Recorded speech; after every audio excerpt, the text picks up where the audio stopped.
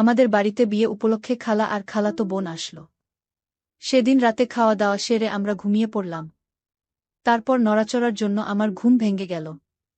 আমি তাকিয়ে দেখলাম আমার খালা অদ্ভুত আচরণ করছেন। আমি খালাকে দেখে অবাক হয়ে গেলাম। তারপর খালা যা বলল তা শুনলে তোমাদের পানি চলে আসবে। বন্ধুরা, আশা করি আজকের গল্পটি আরও স্পেশাল হতে চলেছে, তাই গল্পটি শুরু থেকে শেষ পর্যন্ত শোনার অনুরোধ রইল।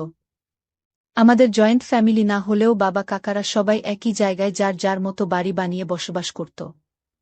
ফলে হাড়ি আলাদা হলেও বাড়ি একটাই বলে মনে হতো। আমি তখন ২২ বছরের টকবগে যুবক। আমার ছোট কাকার মেয়ে রেনুর বিয়ে উপলক্ষে বিরাট উৎসব আনন্দের আয়োজন করা হল। কাকার ঘুষের টাকা খরচ করায় কোনো কৃপণতা নেই।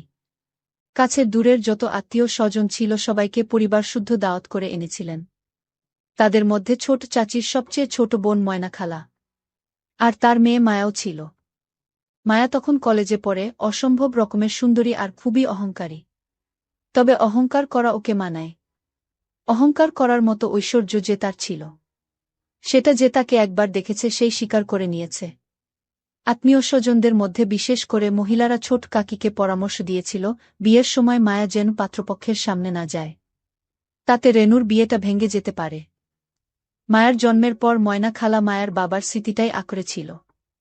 আমার মা, চাচি এবং আরও শুভাকাঙ্ক্ষীরা ময়না খালাকে পুনরায় বিয়ে করার জন্য নানাভাবে বুঝিয়েও রাজি করাতে পারেনি। মায়া ওর মায়ের রূপটা পেয়েছে। ময়না খালার বয়স প্রায় ৩৭ হলেও খালার বাঁধন এতটাই অটুট ছিল যে সেটা সহজে অনুমান করা যেত না। এক কথায় ময়না খালা তখন ওই বয়সেও তার উপযুক্ত বয়সী পুরুষদের কাছে যথেষ্ট বিষয় ছিল। তবে আমি কখনো ময়না খালাকে অন্য নজরে দেখিনি।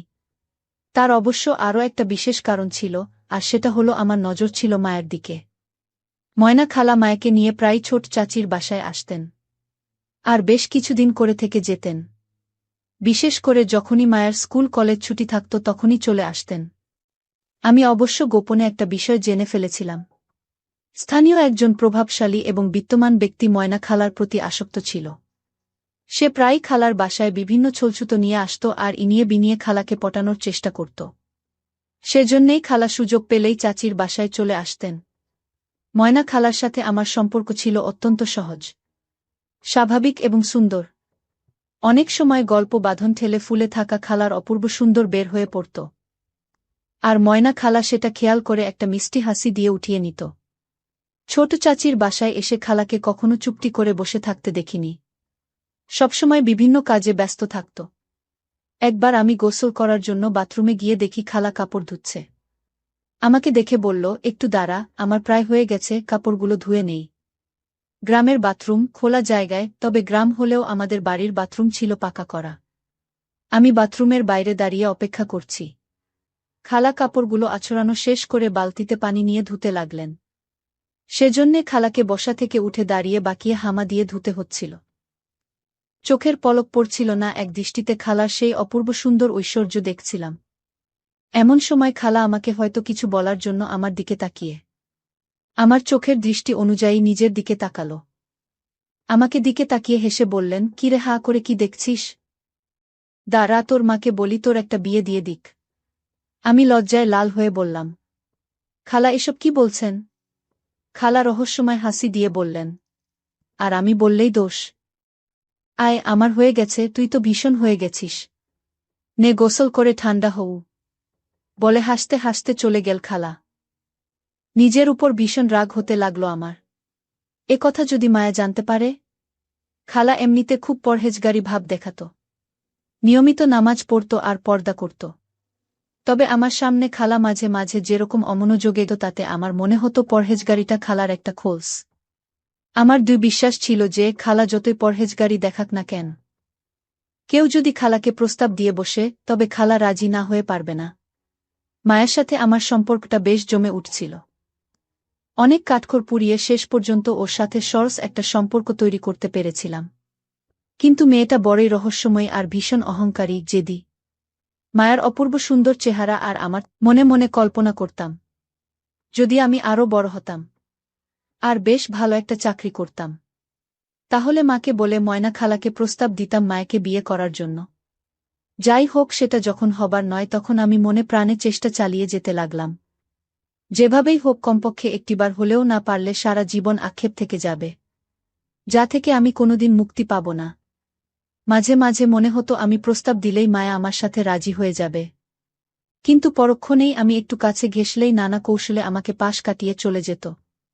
কিছুতেই আমার নাগালের মধ্যে আনতে পারছিলাম না। মাঝে মধ্যে ওর হাত ধরতে পেরেছি, কিন্তু এর বেশি কিছু নয়। তবে ওর কথাবার্তা এবং আচরণে এ বিশ্বাস আমার জন্মেছিল যে কখনো যদি আমি কোনো ছলছুতায় মায়াকে একা আমার ঘরে নিয়ে যাওয়ার চেষ্টা করতাম, তখনই ও যে কোনো কারণ দেখিয়ে আমাকে ফাঁকি দিয়ে চলে যেত। অবশেষে একটা মোক্ষম সুযোগ আমি হাতে পেয়ে গেলাম, আর সেই সুযোগটাকে কোনোমতেই হাতছাড়া করতে চাইলাম না। রেনুর বিয়ের দিন সারা বাড়ি লোকে লোকারণ্য। আমরা সবাই অতিথিদের খাওয়া দাওয়া, টেবিল চেয়ার, ঘর সাজানো, রান্নার বিভিন্ন উপকরণের যোগান দেওয়া, এসব নানা কাজে ব্যস্ত। সন্ধ্যার পর যখন বিয়ে পড়ানো হচ্ছিল, মায়া আর সব মেয়েমানুষের ভিড়ে অন্ধকারে দাঁড়িয়ে পিছন থেকে ছোট চাচি ওকে বর বা বরপক্ষের লোকের সামনে যেতে মানা করেছিলেন, বিয়ের অনুষ্ঠান দেখার চেষ্টা করছিল। বিয়ে হয়ে যাওয়ার পর বরপক্ষের লোকদের শোবার ব্যবস্থা করা হলো কাছারি ঘরে। বরপক্ষের সাথে কয়েকজন মহিলা এসেছিলেন। তাদের শোবার ব্যবস্থা হলো ছোট কাকার ঘরে আর আমাদের ঘরে। আমি জানতাম এমনটা হবে, শোয়ার জায়গার অভাব হবেই, তাই আগে থেকেই আমার ব্যবস্থা আমি করে রেখেছিলাম। ছোট চাচিকে বলে রেখেছিলাম, যদি শোয়ার সমস্যা হয় তবে ময়না খালা আমার ঘরে শুতে পারবে। সব আয়োজন শেষ, খাওয়া দাওয়াও শেষ। তখন প্রশ্ন উঠল, কে কোথায় শোবে? আমি ঘরের বাইরে দাঁড়িয়ে সব শুনছিলাম। ময়না খালা চাচিকে বললেন, বুবু, আমাদের জায়গা তো দখল হয়ে গেছে, আমরা মামেয়ে কোথায় শোব? ছোট চাচি বললেন, তোরা যদি কিছু মনে না করিস তাহলে মনির ঘরে শুতে পারিস, তা না হলে রান্নাঘরে আমাদের সাথে গাদাগাদি করে থাকতে পারিস। চাচির প্রস্তাবের সাথে সাথে ময়না খালা আমার গড়ে শোয়ার পক্ষে মত দিলেন, কিন্তু মায়া প্রতিবাদ করে বসল। নিচু স্বরে খালাকে বলল, তুমি কি পাগল হয়েছ মা? খালা একইভাবে মায়াকে বললেন, একটা তো মাত্র রাত মা, তাছাড়া মনি আমাদের ঘরের ছেলে, ওকে আমরা কি চিনি না? সেই ছোটবেলা থেকেই তো ওকে দেখছিস। মায়া তবুও আমার ঘরে শুতে নিমরাজি হচ্ছিল। তখন খালা ওকে ধমক দিয়ে বললেন, পাগলামি করিস না মায়া, এই গরমে গাদাগাদি করে রান্নাঘরে পচার চেয়ে মনির ঘরে শোয়া অনেক ভালো। আর কথা বলবি না, চুপ করে থাক। আমি একটু সরে গেলাম, একটু পরেই চাচির গলার আওয়াজ পেলাম, আমাকে ডাকছেন। আমি হাজির হলে আমাকে জানালেন যে ময়না খালা আর মায়া আমার ঘরে শোবে। খুশিতে আমার নাচতে ইচ্ছে করছিল, তবুও নিমরাজি হবার ভান করে রাজি হলাম। তখন চাচি বললেন, তোর কোনো সমস্যা হবে না, আমি ওদের জন্য মেঝেতে বিছানা করে দিচ্ছি। সাথে সাথে আমি প্রতিবাদ করলাম, না চাচি, সেটা কি করে হয়? খালা মুরুব্বি মানুষ মেঝেতে শোবে আর আমি খাটে শোব, এ হয় না। বললাম, শুধু মায়া হলে সেটা কোনো ব্যাপার ছিল না। মেঝেতে বিছানায় কেন, ও যদি মাটিতেও শুতো তাতেও আমার কিছু যেত আসতো না। কিন্তু খালা কি করে মেঝেতে থাকবে? কিন্তু ময়না খালা সে কথা উড়িয়ে দিয়ে বলল, দরকার নেই বাবা, তোর সিঙ্গেল খাট, আমাদের দুজনের ঠাসাঠাসি হবে, তার চেয়ে মেঝেতে হাত পা ছড়িয়ে আরাম করে শোয়া যাবে। তুই ভাবিস না, আমরা মেঝেতেই শোব। আর এতে তোর খারাপ কি আছে? আমি তো নিজের ইচ্ছেতেই মেঝেতে শুচ্ছি। বিয়ের দিন উপলক্ষে মেয়েদের সবাই লাল শাড়ি পরেছিল। ময়না খালাকে এত সুন্দর লাগছিল যে মায়া আর ময়না খালা যখন পাশাপাশি দাঁড়িয়েছিল, মনে হচ্ছিল দুই বোন ওরা। ময়না খালাকে দেখে মনেই হচ্ছিল না যে উনার এতটা বয়স হয়েছে। দুপুরের পর সবাই যখন সাজুগুজু করে বেরুলো, ময়না খালাকে সবার থেকে আলাদা লাগছিল। খালা, আপনাকে যা লাগছে না? খালা সলজ্জ হাসি দিয়ে বলল, যা, তুই আর পাকামো করিস না, এই বয়সে আবার। আমি হাসতে হাসতে বললাম, আপনাকে দেখে মনেই হচ্ছে না যে আপনার এত বড় একটা মেয়ে আছে। সাবধান, কেউ আবার আপনাকে অবিবাহিত মনে করে বিয়ের প্রস্তাব দিয়ে বসতে পারে। আমি জানতাম আমার এসব কথা খালার খুব ভালো লাগছিল, কিন্তু তবুও উনি আমার দিকে তেড়ে এলেন। এবারে সত্যি সত্যি আমি তোর মাকে বলবো যাতে উনি তাড়াতাড়ি তোকে বিয়ে দিয়ে একটা বউ এনে দেন। যা ভাগ, এখানে দাঁড়িয়ে গুলতামি করলে হবে? কাজ নেই তোর? খালা যেন আমার সামনে থেকে তখনকার মতো পালিয়ে বাঁচলেন।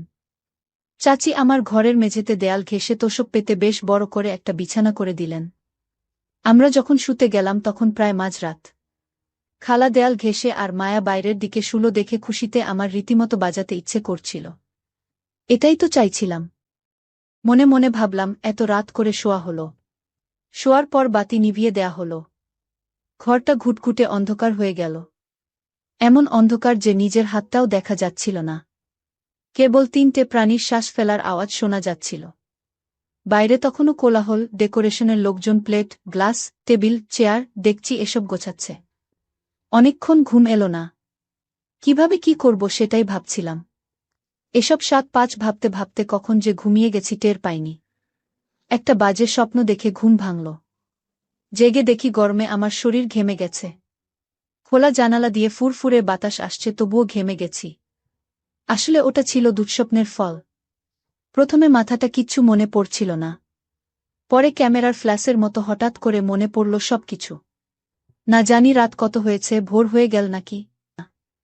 আমি বিছানা থেকে আস্তে আস্তে উঠলাম যাতে কোনো শব্দ না হয়। যদিও শব্দ হওয়ার কোনো কারণ ছিল না। কারণ আমার খাটটা ছিল যথেষ্ট মজবুত। পুরনো আমলের শালকাঠের তৈরি। ৩-৪ জন উঠে নাচানাচি করলেও কোনো শব্দ হতো না। আমি মেঝেতে নামলাম। শোয়ার সময় দেখেছিলাম খালা শুয়েছে দেয়াল ঘেঁষে ওই পাশে আর মায়া শুয়েছে এপাশে। আমি গুটি গুটি পায়ে এগিয়ে গেলাম। ঘরের মধ্যে ঘুটঘুটে অন্ধকার।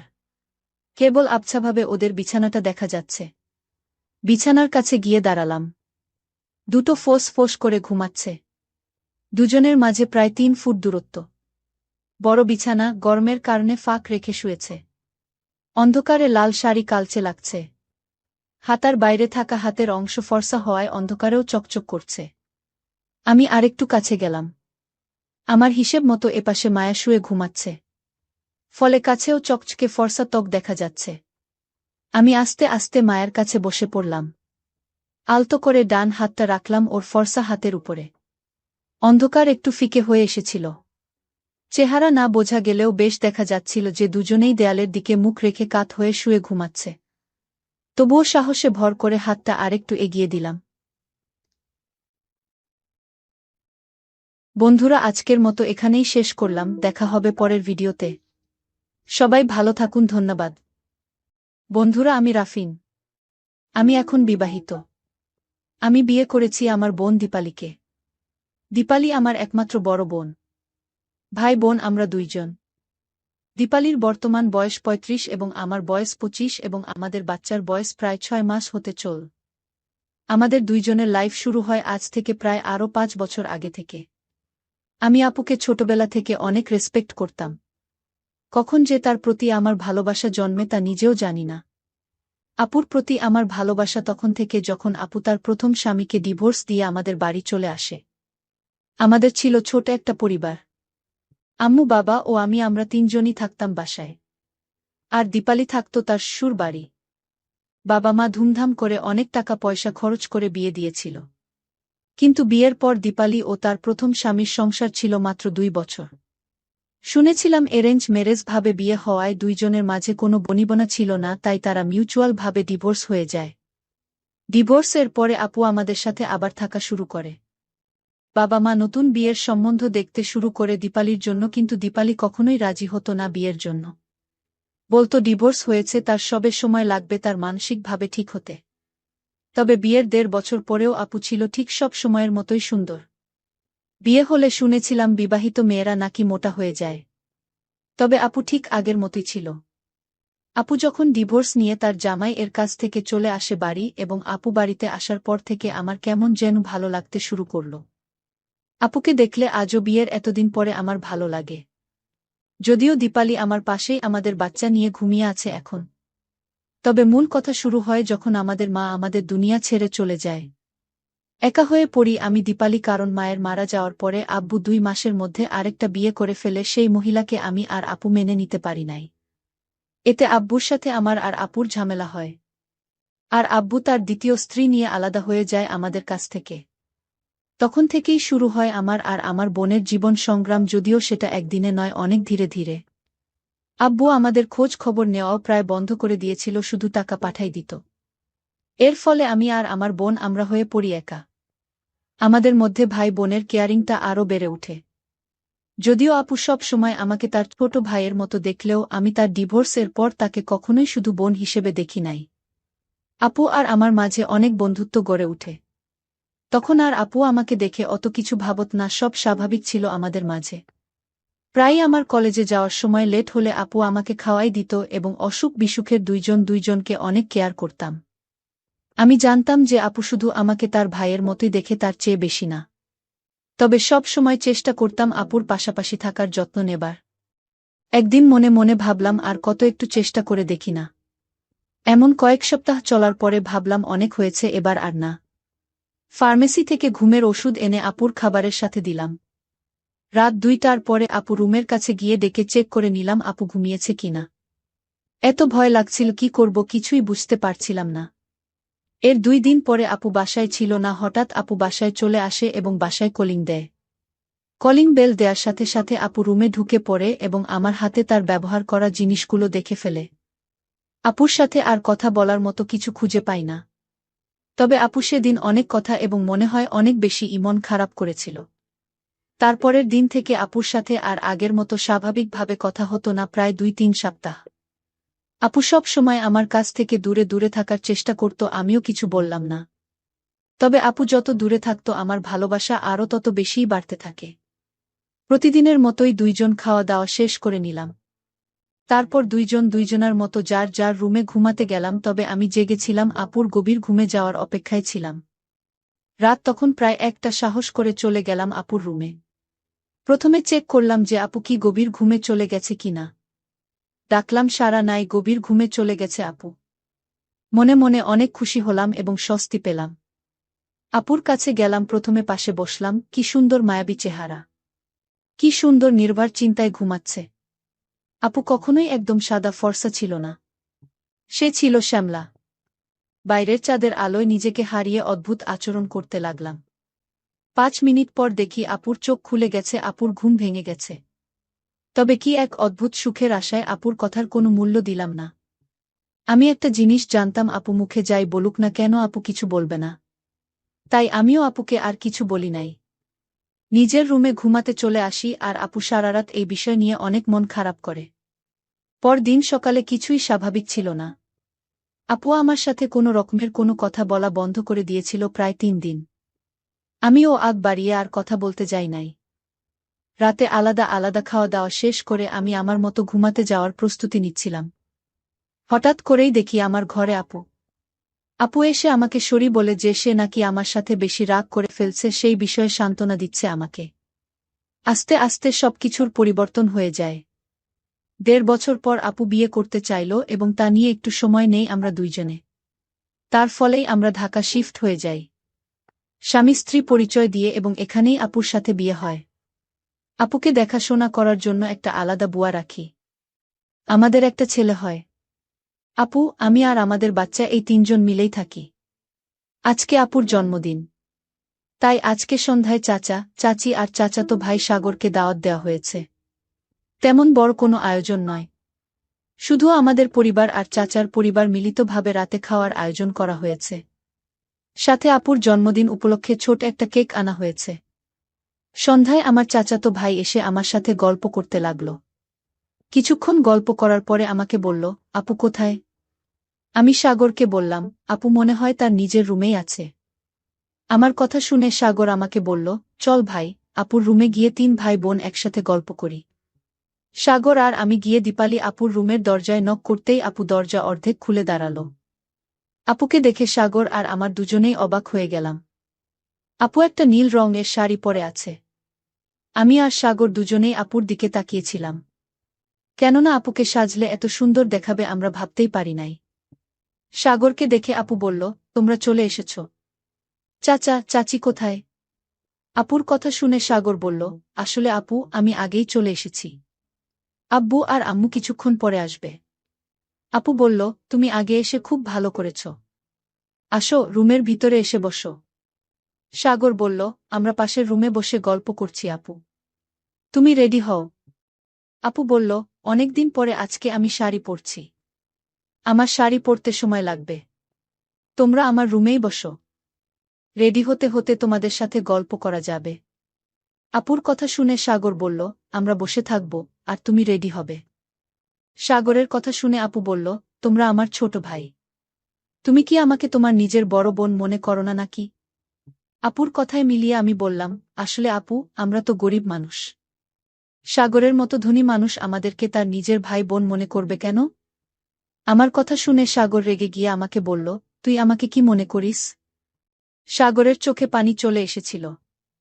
আপুর দিকে তাকিয়ে বলল, আসলে আপু, তোমরা যে আমাকে এত বেশি আপন মনে করো সেটা আমি ভাবতেই পারিনি। আপু বলল, চাচাতো ভাই না, আমরা তোমাকে আমাদের নিজের আপন ভাই মনে করি। আপুর কথা শুনে সাগরের চোখ দিয়ে পানি গড়িয়ে পড়ল। আপু রেডি হওয়ার পরে আমরা 3 ভাই বোন আপুর রুম থেকে বাহিরে এসে দেখলাম আমার চাচা আর চাচি চলে এসেছে। বাবা, মা আর চাচা চাচি একসাথে গল্প করছে। আমাদেরকে দেখে চাচা বলল, এই তো মা আমার। শুভ জন্মদিন। এই নাও তোমার জন্মদিনের উপহার। এই কথা বলে চাচা একটা বড় খাম আপুর দিকে এগিয়ে দিল। আপু চাচার হাত থেকে খামটা নিয়ে খুললে দেখে খুশি হয়ে বলল, কক্সবাজার ভ্রমণ? আপুর কথা শুনে চাচা বলল, হ্যাঁ মা। আগামী পরশুদিন সকালের ফ্লাইটে কক্সবাজার যাবে। সেখানে 3 দিন থেকে ঘুরে ফিরে সব দেখবে। ওখানে শপিং করবে। হোটেলের রুম বুকিং থেকে শুরু করে সবকিছুর ব্যবস্থা আমি করে দিয়েছি। 3 দিন কক্সবাজারে আনন্দ করে ঢাকায় ফিরে আসবে। যাওয়া আসার ফ্লাইটের টিকিট আমি করে দিয়েছি। চাচার কথা শুনে আমার বাবা বলল, দীপালি একা কক্সবাজার কিভাবে যাবে? বাবার কথায় চাচা হেসে বলল, ওরে একা কেন যাবে? ওরা সাথে যাবে। আমি ওদের 3 ভাই বোন এর সব ব্যবস্থা করে দিয়েছি। চাচার কথা শুনে আমরা 3 ভাই বোন খুশিতে বললাম, ধন্যবাদ চাচা। আর সাগর তার বাবাকে বলল, বাবা, তুমি খুব ভালো। আপু জন্মদিনের কেক কাটল। রাতের খাবার খাওয়া দেরি ছিল। তাই বাবা, মা আর চাচা চাচি গল্প করতে লাগল। আপুর সাথে আপুর রুমে এসে গল্প করতে লাগলাম। আপুর জন্মদিনের একদিন পরে আপু আর আমরা 3 ভাই বোন কক্সবাজার পৌঁছালাম। চাচা আগে থেকেই সবকিছু ঠিক করে রেখেছিল। চাচার ম্যানেজার আমাদেরকে রিসিভ করে হোটেলে নিয়ে গেল। আমাদের 3 ভাই বোন এর জন্য পাশাপাশি 2টা রুম বুক করা ছিল। একটা রুমে আপু আর অন্য রুমে সাগর আর আমি। হোটেল রুমে ফ্রেশ হয়ে বিকেলে আমরা 3 ভাই বোন সমুদ্র সৈকতে ঘুরতে গেলাম। আপু আর আমি হাসি খুশি ছিলাম। কিন্তু সাগর মন খারাপ করেছিল। সাগরের মন খারাপ করে দেখে বলল, কি হয়েছে? তোমার মন খারাপ কেন? আপুর দিকে তাকিয়ে মন খারাপ করেই বলল, কিছু হয়নি আপু। আমি সাগরকে বললাম, দেখ ভাই, এখানে শুধু আমরা 3 ভাই বোন আছি। তুই আমাদেরকে ফ্রি ভাবে তোর মনের কথা বলতে পারিস। আমার কথা শুনে একটু স্বাভাবিক হয়ে বলল, আসলে আমি ভাবছিলাম হোটেলে 2টা রুম বুক করার কি দরকার ছিল। আমরা 3 ভাই বোন এক রুমেই থাকতে পারতাম। সাগরের কথা শুনে আমি আর আপু দুজন দুজনার দিকে দেখে হাসতে লাগলাম। আমাদের হাসি দেখে বলল, কি ব্যাপার, তোমরা হাসছো কেন? আমি সাগরকে বললাম, তার মানে তুই রাতে একসাথে আমাদের সাথে ঘুমাতে চাস? আমার কথা শুনে বলল, আরে না না, তুই এসব কি বলছিস? আমি আমার একার কথা বলিনি। আমি আমাদের 3 জনের কথা বলেছি। 3 জন একসাথে থাকলে অনেক গল্প করা যেত। আপু বলল, রাতে 3 ভাই বোন একসাথে থাকতে আমার কোনো সমস্যা নাই। তোমরা 2 জন তো আমার আপন ছোট ভাই। তোমরা চাইলে রাতে আমার সাথে থাকতে পারো। আপুর কথা শুনে সাগর আমার দিকে তাকালো। আমি বললাম, আমার কোনো সমস্যা নাই। সাগর বলল, আমি জানি তোমরা আমার সাথে মজা করছো। সাগরের কথা শুনে আমি আর আপু হাসতে লাগলাম। সন্ধ্যায় সমুদ্র সৈকতে সূর্যাস্ত দেখে কিছুক্ষণ ঘোরাফেরা করে রাতের খাবার খেয়ে আমরা 3 ভাই বোন হোটেলে ফিরলাম।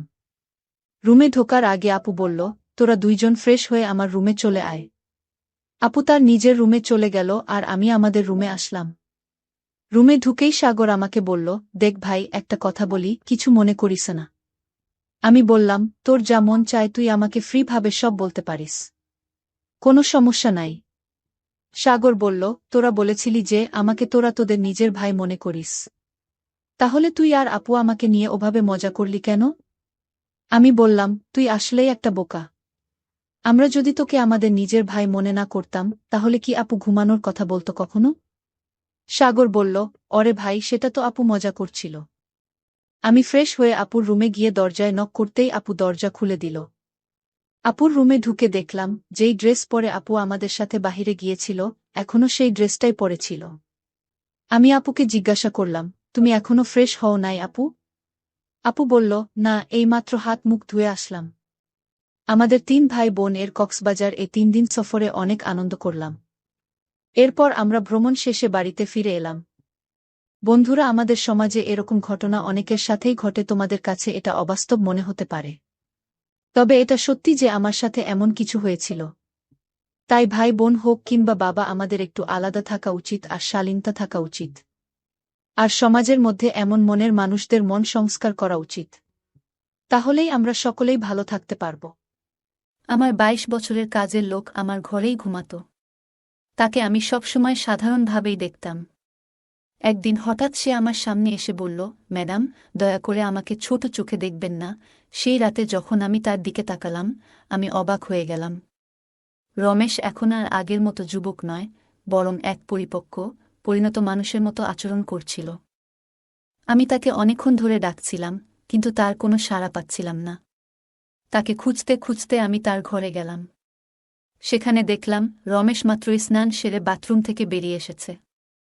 তার গায়ে তখনও শার্ট ছিল না। আমি প্রথমবারের মতো তাকে এমনভাবে দেখলাম। রমেশের শরীর ছিল খুব শক্তিশালী, যেন কোনো যোদ্ধার মতো। আমি অবাক হয়ে তাকিয়ে রইলাম। বহু বছর পর আমি কোনো যুবককে এভাবে দেখলাম। আমি একদৃষ্টিতে তাকিয়েছিলাম। তারপর আমি রমেশকে, আমার নাম প্রিয়া। আমি ৩৮ বছরের হলেও আমি আমার শরীরের অনেক যত্ন নিতাম। তাই আমার বয়স বেশি মনে হতো না। বন্ধুরা, আজকের গল্পটি অনেক বেশি স্পেশাল, তাই কেউ মিস করো না। আর দয়া করে গল্পগুলো ভালো লাগলে ভিডিওটি লাইক, শেয়ার এবং চ্যানেলটি সাবস্ক্রাইব করো প্লিজ।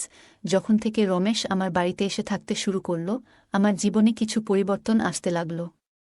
প্রথমে আমি ভেবেছিলাম রমেশ ছোট, সে কিছু বুঝতে পারবে না। কিন্তু ধীরে ধীরে তার আসল চরিত্র আমার সামনে আসতে লাগল। আমি কখনো ভাবতেও পারিনি যে ২২ বছরের একটি ছেলে আমার মতো ৩৮ বছরের একজন মহিলার জীবনে এমন আনন্দ বয়ে আনবে। রমেশ ২২ বছরের তরুণ, যাকে আমি গ্রামের বাড়ি থেকে আমার বাড়িতে কাজের জন্য নিয়ে এসেছিলাম। আমার বাড়িতে শুধু আমি আর আমার ১ বছরের সন্তান ছিল।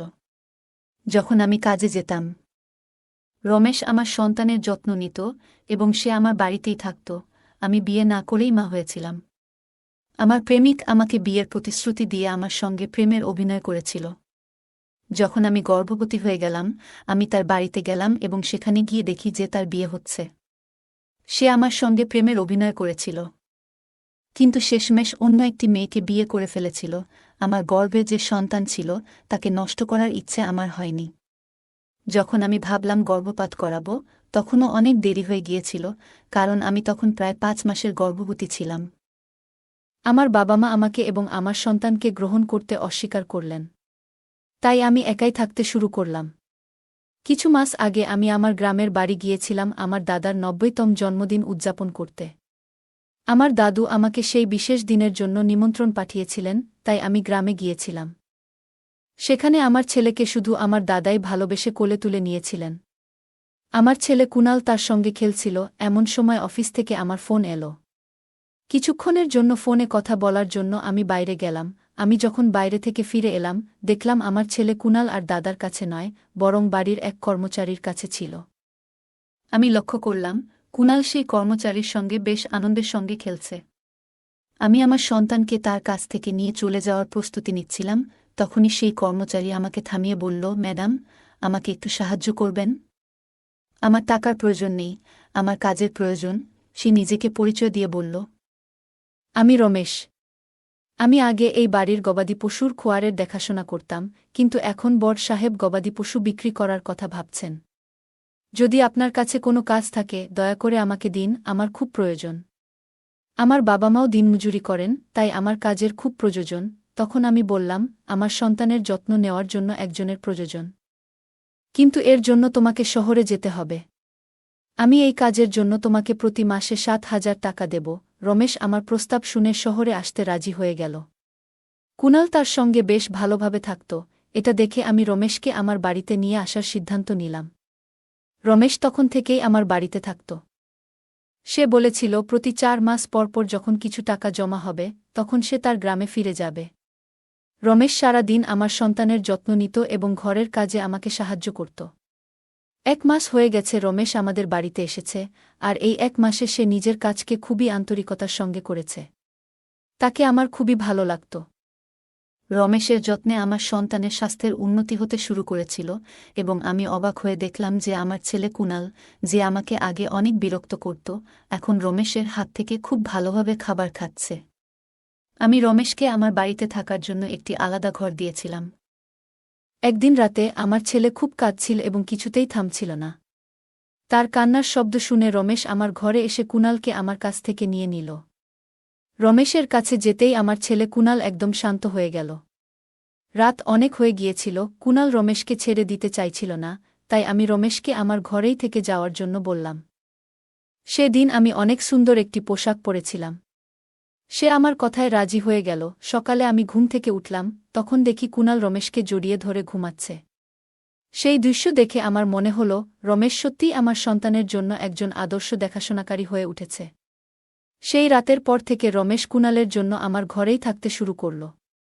রমেশ আসার পর সবকিছু ঠিকঠাক চলছিল, আর তার কাজের প্রতি আন্তরিকতা দেখে আমি বেশ খুশি ছিলাম। ছুটির দিনে আমি রমেশকে নিয়ে শপিং মলে গেলাম। সেখানে আমি তার জন্য সুন্দর কিছু পোশাক কিনলাম এবং সেলুনে গিয়ে তার নতুন হেয়ার স্টাইল করিয়ে দিলাম। রমেশ দেখতে ভালো ছিল, কিন্তু সে সবসময় খুব সাধারণভাবে থাকত। সেদিন আমি তার পুরো লুকটাই বদলে দিয়েছিলাম। নতুন রূপে রমেশকে দেখে আমি নিজেই বিশ্বাস করতে পারছিলাম না যে কাল পর্যন্ত যে একজন সাধারণ কর্মচারী ছিল, সে এতটা স্মার্ট এবং আকর্ষণীয় লাগতে পারে। শপিং মল থেকে আমরা যখন বাড়ি ফিরলাম, কুনাল ঘুমিয়ে পড়েছিল।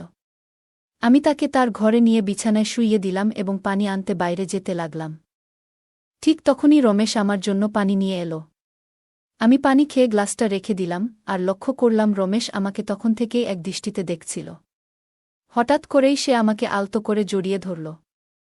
অনেক বছর পর কোনো পুরুষের আলিঙ্গন পেলাম, আমি অবাক হয়ে তাকে দূরে সরিয়ে দিলাম। তখন রমেশ বলল, ম্যাডাম, আজ আপনার জন্যই আমি প্রথমবারের মতো নিজেকে ভালোবাসতে শিখেছি।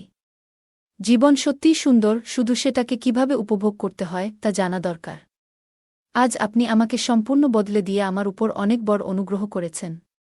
সত্যিই আমি এখন অনেক ভালো লাগছি। রমেশের মুখে সেই আনন্দের হাসি দেখে আমিও খুশি হয়ে গেলাম।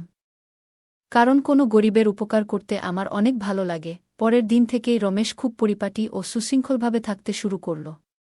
সে মাত্র 22 বছরের হলেও গ্রামের ছেলে হওয়ার কারণে তার শারীরিক গঠন ছিল মজবুত। সে প্রতিদিন বাড়িতেই শরীরচর্চা করত, আর তার উচ্চতাও বেশ ভালো ছিল। একদিন আমি তার পড়াশোনা সম্পর্কে জানতে চাইলে সে বলল, এখন আর তার পড়াশোনায় মন নেই। প্রতিদিন সকালে অফিসে যাওয়ার আগে আমি আমার সন্তানের প্রতি ভালোবাসা প্রকাশ করতাম। আজ সকালে অফিসে যাওয়ার আগে যখন আমি আমার ছেলে কুনালকে আদর করতে গেলাম, দেখি সে রমেশের কোলে বসে আছে। হঠাৎ আমার ছেলে কুনাল মুখটা ঘুরিয়ে নেয়, আর আমার ঠোঁট অজান্তে রমেশের গালে স্পর্শ করে। আমি কিছুটা অপ্রস্তুত হয়ে পড়েছিলাম এবং দ্রুত রমেশের কাছে ক্ষমা চাইলাম। ঘটনাটি আমাকে অস্বস্তিতে ফেলে দিলেও রমেশ বিষয়টি সহজভাবে গ্রহণ করল। আমি তখন রমেশের কাছে ক্ষমা চেয়ে অফিসে চলে গেলাম। সন্ধ্যায় যখন বাড়ি ফিরলাম, তখনও আমি রমেশের চোখে চোখ রাখতে পারছিলাম না। রমেশ কুনালকে খাইয়ে ঘুম পাড়িয়ে দিয়েছিল, তারপর আমরা একসঙ্গে রাতের খাবার খেয়ে নিলাম।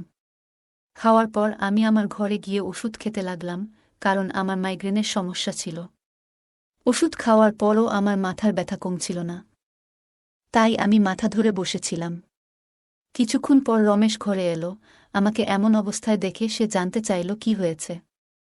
আমি বলার পর সে আমার মাথায় ধীরে ধীরে মালিশ করতে শুরু করল। রমেশ এর মালিশে আমার মাথার ব্যথা ধীরে ধীরে কমতে শুরু করল, আর আমি আস্তে আস্তে গভীর ঘুমে ডুবে গেলাম। সেই রাতে আমার ঘুম খুবই ভালো হয়েছিল। পরের দিন আমাদের অফিসে ট্র্যাডিশনাল ডে উদযাপন ছিল। আমি ঠিক করেছিলাম যে সেদিন গুজরাটি পোশাকে সাজব। আমি ঘাঘরা পরেছিলাম, কিন্তু স্কার্টের গিট বাঁধতে গিয়ে বেশ অসুবিধায় পড়েছিলাম। আমার কোনো সহায়তা ছিল না, তাই আমি ঘরে কাজ করা রমেশকে ডেকে গিট বাঁধতে বললাম। গিট বাঁধার সময় তার হাত আমার পিঠের উপর দিয়ে স্পর্শ করছিল। আমি বিষয়টাকে গুরুত্ব দেইনি, কারণ তখন আমার কাছে আর কোনো উপায় ছিল না। প্রস্তুত হয়ে যখন আমি বের হতে যাচ্ছিলাম, তখন রমেশ আমাকে থামিয়ে দিল। রমেশ ঘর থেকে কাজল নিয়ে এসে আমার কানের পেছনে লাগিয়ে বলল, ম্যাডাম, এখন আপনাকে আর কেউ নজর দিতে পারবে না। আপনি সত্যিই খুব সুন্দর লাগছেন। আপনি এমনিতেই অনেক সুন্দর আর আজকে আরও সুন্দর লাগছেন। তার কথা শুনে আমি হেসে ফেললাম এবং বাইরে বেরিয়ে পড়লাম। সেদিন সন্ধ্যায় যখন আমি বাড়ি ফিরলাম, তখন আমার সঙ্গে আমার এক বান্ধবী এবং তার বন্ধু ছিল। রমেশ সেদিন অসাধারণ খাবার তৈরি করেছিল। আমার বান্ধবী পরের 4 দিন আমার বাড়িতে থাকার সিদ্ধান্ত নিয়েছিল, আর তার বন্ধু আমাদের সঙ্গে পরের 3 দিন ছিল। পরের দিন রাতে রমেশ খাবার তৈরি করে আমার বান্ধবী তানিয়া এবং তার বন্ধুকে ডেকে খেতে বলল। কিন্তু তারা নিজেদের ঘরে বসে পানীয় খাচ্ছিল। তানিয়া অনেকটাই পান করে ফেলেছিল এবং খাওয়া ছাড়াই ঘুমিয়ে পড়েছিল, আর তার বন্ধু সুনীল আমাদের সঙ্গে খাবার টেবিলে বসে খেতে শুরু করল। সুনীল আমাকে উদ্দেশ্য করে বলল, প্রিয়া, তুমি তো তানিয়ার থেকেও সুন্দর। সুনীলের কথায় রমেশ তার দিকে রাগী দৃষ্টিতে তাকাল এবং খাওয়া শেষ করে নিজের ঘরে চলে গেল। সুনীলে চলে যাওয়ার পর সে আমার কাছে এসে বলল, ম্যাডাম, আপনার এই ধরনের বন্ধুরা আমার ভালো লাগছে না। তখন আমি রমেশকে ধমক দিয়ে বললাম, আমি তোকে পরিবারের সদস্যের মতো মনে করি, এর মানে এই নয় যে তুই আমার অতিথিদের নিয়ে কিছু বলবি। তোর কাজ হচ্ছে বাড়িতে আসা অতিথিদের সেবা করা, তুই শুধু সেটাই করবি। আমাকে শেখানোর চেষ্টা করার দরকার নেই। আমি আমার ঘরে চলে গেলাম। যদিও আমি রমেশকে ধমক দিয়েছিলাম, তবুও সে আমার জন্য পানি নিয়ে এলো। আমি আমার ওষুধ খেয়ে পানি পান করে শুয়ে পড়লাম। সেদিন রমেশ আমার ঘরে ঘুমাতে আসেনি বলে মনে হচ্ছিল, কিন্তু সকালে ঘুম ভাঙতেই দেখি সে আমার পাশে শুয়ে আছে। সকালে ঘুম থেকে উঠতেই দেখি তানিয়া আমার সামনে দাঁড়িয়ে আছে এবং তার মুখে বিরক্তির ছাপ। রমেশকে সামনে আনা হলো, তার হাতে তানিয়ার ওড়নাটা বাঁধা ছিল।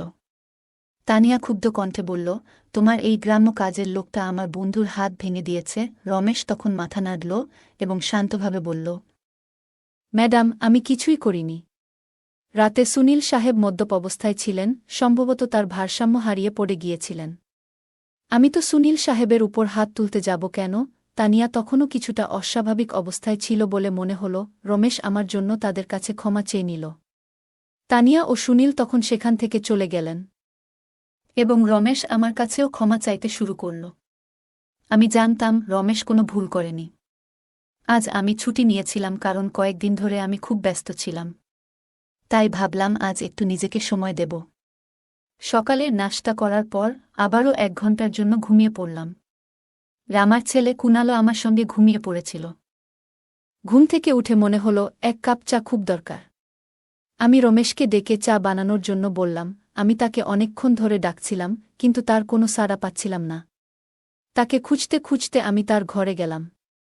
সেখানে দেখলাম রমেশ মাত্রই স্নান সেরে বাথরুম থেকে বেরিয়ে এসেছে। তার গায়ে তখনও শার্ট ছিল না। আমি প্রথমবারের মতো তাকে এমনভাবে দেখলাম। রমেশের শরীর ছিল খুব শক্তিশালী, যেন কোনো যোদ্ধার মতো। আমি অবাক হয়ে তাকিয়ে রইলাম। বহু বছর পর আমি কোনো যুবককে এভাবে খালি শরীরে দেখলাম। আমি এক দৃষ্টিতে তাকিয়েছিলাম, আমার যেন হুঁশ ছিল না। এই মুহূর্তে রমেশ আমাকে ডাক দিল। তখন দেখি সে শার্ট পরে আমার সামনে দাঁড়িয়ে আছে, কিন্তু আমি তখনও তাকিয়ে আছি, যেন আমার মনোযোগ ছিল অন্য কোথাও। রমেশ আমার চোখের সামনে হাতের চুটকি বাজালো। আমি হুঁশে ফিরলাম।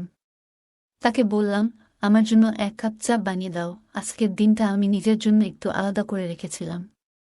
তাই দুপুরবেলা নিজের ঘরে বসে রিল্যাক্স করার জন্য ত্বকের যত্ন নিচ্ছিলাম। আমি তখন শর্টস আর গাউন পরেছিলাম এবং আমার পায়ের ওয়াক্সিং করছিলাম। ওয়াক্সিং করার সময় একটু বেশি গরম ওয়াক্স পায়ে পড়ে যায়, যার ফলে পা পুড়ে যায়। ব্যথায় আমার মুখ দিয়ে শব্দ বেরিয়ে গেল। আমার ব্যথার শব্দ শুনে রমেশ দ্রুত ঘরে আসে। সে এসে পায়ের পুড়ে যাওয়া অংশ থেকে গরম ওয়াক্স সরিয়ে দেয় এবং সেখানে সাবধানে ক্রিম লাগিয়ে দেয়। তার সাহায্য আমার পায়ে স্বস্তি এনে দেয়, যদিও তার স্পর্শের কারণে আমি কিছুটা অস্বস্তি বোধ করছিলাম। রমেশ ও আমি ঘরের কিছু কাজ করছিলাম, কিন্তু আমার মধ্যে তখন কিছু অনুভূতি তৈরি হচ্ছিল যা বোঝানো কঠিন। হঠাৎ রমেশের চোখ আমার দিকে পড়তেই আমি ব্যথার কারণে আবার একটু কুঁকিয়ে উঠলাম। রমেশ চিন্তিত মুখে বলল, ম্যাডাম, আপনি এখন বিশ্রাম নিন। বাকি যা দরকার আমাকে বলুন, আমি সব ঠিক করে দেব। আমি তাকে আমার পায়ের বাকি অংশের ওয়াক্সিং করার জন্য বললাম। রমেশ আমার কথা মতো কাজ করল, এমনকি আমার মুখেও হালকা ম্যাসাজ করে দিল। তার স্পর্শে আমি বেশ আরাম বোধ করলাম। আজকের ছুটির দিনটা আমার জন্য বেশ শান্তিপূর্ণ ছিল।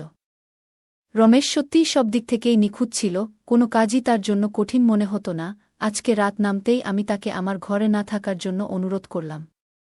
দিনের বেলায় আমি ঘরে থাকি না, তাই অন্তত রাতটা আমি আমার সন্তানের সঙ্গে একান্তে কাটাতে চেয়েছিলাম। প্রতিবার রমেশ ঘরে থাকা আমার পছন্দ হতো না, তাই আজ রাতে তাকে অন্য ঘরে থাকার জন্য বললাম। দিনগুলো এভাবেই চলতে থাকল। কিছুদিন রমেশ ছাড়া আমার ছেলে কুনাল রাতে ঘুমাতে পারত না। কিন্তু ধীরে ধীরে সে কান্না বন্ধ করল। এদিকে আমি নিজেও কিছু পরিবর্তন অনুভব করতে শুরু করলাম। প্রতিদিন সকালে ঘুম থেকে উঠলেই শরীর ভারী লাগতে শুরু করল। হঠাৎ এই পরিবর্তন কেন হচ্ছে তা বুঝতে পারছিলাম না। আমার শরীরের যন্ত্রণা এতটাই বেড়ে গিয়েছিল যে বিছানা থেকে ওঠারও ইচ্ছা থাকত না। তাই আমি অফিস থেকে 1 সপ্তাহের ছুটি নিয়ে নিলাম, যেন কিছুটা বিশ্রাম নিয়ে সুস্থ হয়ে উঠতে পারি। এই সময়ে কুনাল প্রায় পুরোটা সময় রমেশের সঙ্গে কাটাচ্ছিল। মাঝে মাঝে আমার ছেলের খিদে পেলে কুনালকে আমার কাছে নিয়ে আসত। আজ আমি আমার কোমর ধরে বসেছিলাম। রাতের বেলায় রমেশ এক গ্লাস পানি নিয়ে আমার ঘরে আসে। আমার কোমরের উপর হাত দেখে সে বুঝে গেল আমার কোমরে খুব ব্যথা হচ্ছে। রমেশ বলল, ম্যাডাম, যদি আপনার কোনো আপত্তি না থাকে, আমি আপনার কোমরে একটু মালিশ করে দিতে পারি। আমার কোমরের ব্যথা এতটাই তীব্র ছিল যে আমি তার প্রস্তাবে রাজি হয়ে গেলাম। মালিশ শুরু করার আগে আমি ঘরের বড় লাইট বন্ধ করে ছোট্ট জিরো বাল্বটা জ্বালিয়ে দিলাম, যেন পরিবেশটা আরও শান্তিপূর্ণ হয়। রমেশ যখন কোমরে হালকা চাপ দিয়ে মালিশ করছিল, আমি বেশ স্বস্তি অনুভব করছিলাম। মালিশ শেষ হওয়ার পর মনে হল যেন আমার ব্যথা একেবারে হাওয়ায় মিলিয়ে গেল। মালিশ করার সময় রমেশ আমাকে জিজ্ঞেস করল, ম্যাডাম, আপনার কি কখনো কুনালের বাবাকে মনে পড়ে না? আপনি এত সুন্দর এবং তরুণী হয়ে একা কেন? তার প্রশ্নের কোনো সঠিক উত্তর আমার কাছে ছিল না। আমি শুধু বললাম, হয়তো এই প্রশ্নের উত্তর আমার কাছেও নেই। সেই মুহূর্তে কথোপকথনটা শেষ হয়ে গেল। রমেশের মালিশে আমার এত ভালো লাগলো যে আমি গভীর ঘুমে তলিয়ে গেলাম। 2 দিন পর এমন একটা দিন আসলো যেদিন আমি আমার প্রিয়জনের সঙ্গে প্রথম দেখা হয়েছিল। সেই দিনটা শেষমেশ এসে গেল। সারাদিন আমি নিজেকে কোনো না কোনো কাজে ব্যস্ত রাখার চেষ্টা করলাম, যাতে তার কথা আমার মনে না আসে। কিন্তু রাতের অন্ধকারে তার কথা খুব মনে পড়ছিল। সে এখন আমার সঙ্গে নেই, তবে সে আমার সন্তানের বাবা। কুনালকে দেখলেই প্রতিদিন তার কথা মনে পড়ে। আজ আমি আর আমার আবেগ ধরে রাখতে পারলাম না। ঘরে বসে হঠাৎ কান্নায় ভেঙে পড়লাম। আমার ছেলে আমার পাশে ঘুমাচ্ছিল, কিন্তু তখন আমি সেটাও খেয়াল করিনি। আজ এমন কি আমি আমার ওষুধও খেতে ভুলে গিয়েছিলাম। রাতে রমেশ এক গ্লাস পানি নিয়ে আমার ঘরে ঢুকল। আমাকে কাঁদতে দেখে সে আমাকে পানি পান করাল। আমি কিছুটা স্থির হলে সে আমাকে ওষুধ দিল। আমার কান্নার আওয়াজ শুনে আমার ছেলে কুনাল কিছুটা নড়াচড়া করতে লাগল। তখন রমেশ আমাকে নিজের ঘরে নিয়ে গেল। সেখানে গিয়ে আমি নিজের আবেগ সামলাতে না পেরে হঠাৎ রমেশকে জড়িয়ে ধরলাম। আমার অনুভূতিগুলো যেন বসেছিল না। আমার দুঃখের কারণ শুনে রমেশ নীরবে আমার চোখের জল মুছে দিল।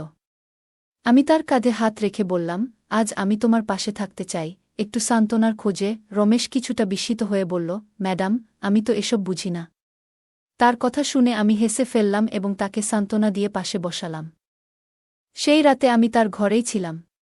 কিন্তু সকালে ঘুম থেকে উঠে দেখলাম সে সেখানে নেই, শুধু তার শার্টটা পরে আছে।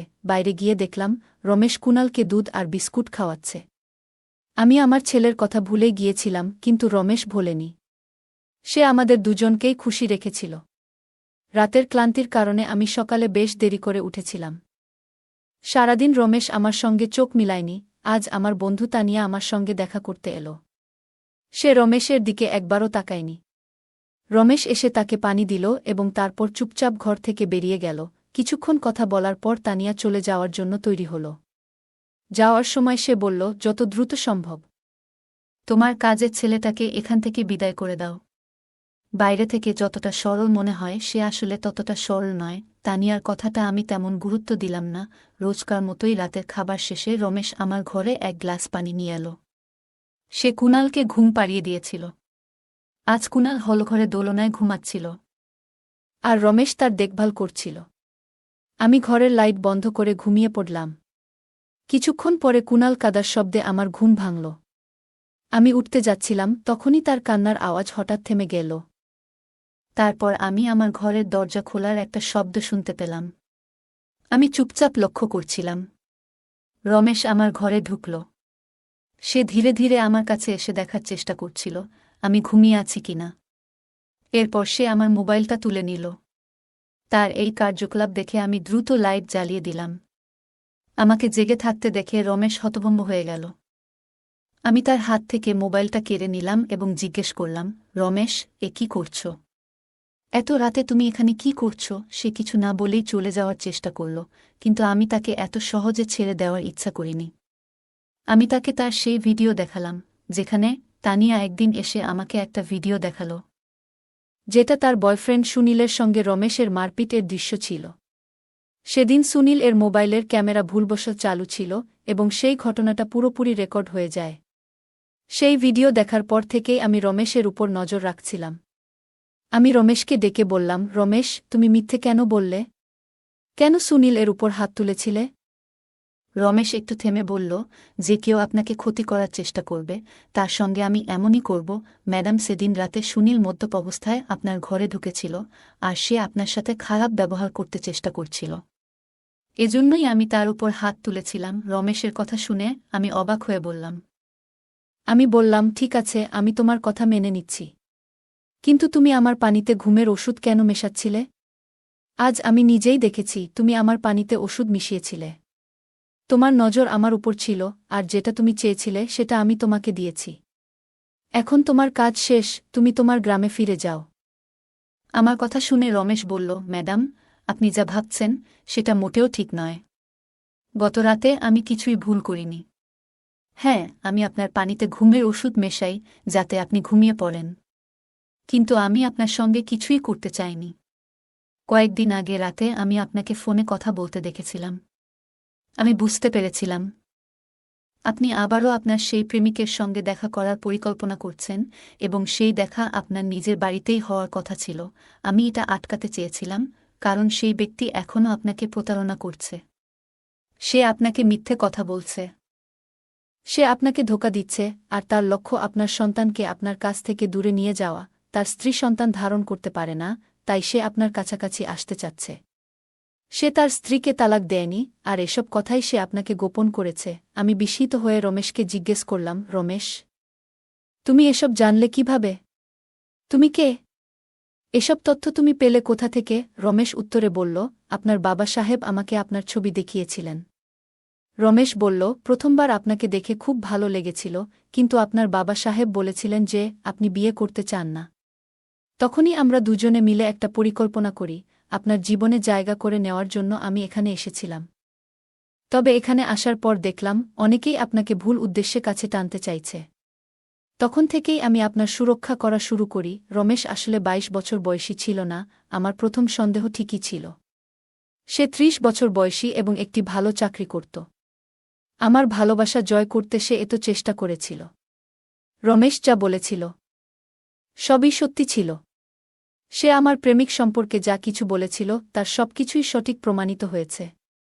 রমেশের মতো একজন সৎ জীবনসঙ্গী এবং আমার সন্তানের জন্য একজন দায়িত্বশীল বাবা পাওয়া আমার জন্য সত্যিই বড় সৌভাগ্যের ব্যাপার। আমি আমার পুরনো প্রেমিকের প্রতারণা থেকে বেঁচে গেছি। আজ আমি রমেশ, যার আসল নাম বিজয়, তার সঙ্গে খুব সুখী। সে আমাকে এবং আমার সন্তানকে অনেক ভালোবাসে। আমার বাবা সাহেবের কারণেই আজ আমি আমার নতুন পরিবার শুরু করতে পেরেছি। রমেশের মতো একজন জীবনসঙ্গী পাওয়া আমার জন্য সত্যিই আশীর্বাদ। বন্ধুরা, যারা সত্যিকারের ভালোবাসে তারা কখনো কোনো কঠিন সময়ে আপনাকে ছেড়ে যাবে না। সম্পর্ক টিকিয়ে রাখার জন্য কোনো কারণের প্রয়োজন হয় না, কিন্তু সম্পর্ক ভাঙার জন্য একটা অজুহাতই যথেষ্ট। এই ছিল আজকের আমাদের ছোট্ট গল্প। গল্পটা কেমন লাগলো জানাতে ভুলবে না। আরও মজার মজার রোমান্টিক গল্প শুনতে চাইলে ভিডিওটি লাইক, শেয়ার এবং চ্যানেলটি সাবস্ক্রাইব করতে এবং বেল আইকনটি ক্লিক করতে ভুলবে না। ধন্যবাদ।